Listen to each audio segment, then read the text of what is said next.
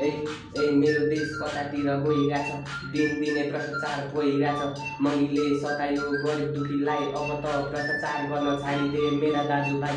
10 pass नभएका भएका छन् नेता, बोकमारी लागेर जनता मरिसक्यो यता। गरिबको दुःख देखेर कसरी हाँसु, निर्मला पन्त जस्तो चेलीलाई बोलेर कसरी म बाँचु। ए निर्मला पन्त जस्तो चेलीलाई बोलेर कसरी म बाँचु। को थियो होला र त्यो पापी, नेपालको कानुनै समुझी अपराधी। को थियो होला र उसको लागि साँची, उसले पनि गरिदियो विश्वासघाती।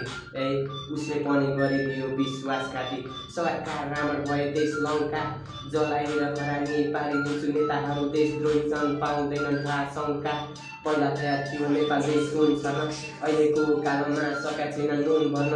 न छ राजा रोगीहरूको बास भयो, नेताको मती भ्रष्ट हुनाले हाम्रो नेपाल देश गिरै गयो। भनिँदैन ए सरकार काला पानी हाम्रो होइन र, के नेपालमा खोलेर बाँच्ने अधिकार छैन र। हरेक नारीहरू भएको छ लापता, कानुनको ढोका टकटकाउँदा कानुन पनि भएको छ बेपत्ता।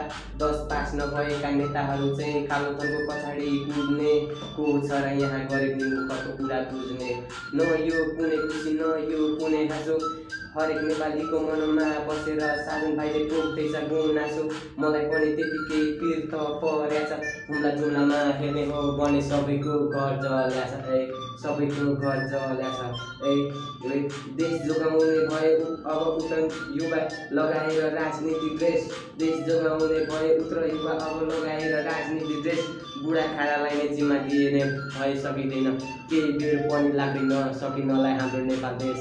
ए केही समय पनि लाग्दैन हाम्रो सकिनलाई नेपाल देश। ए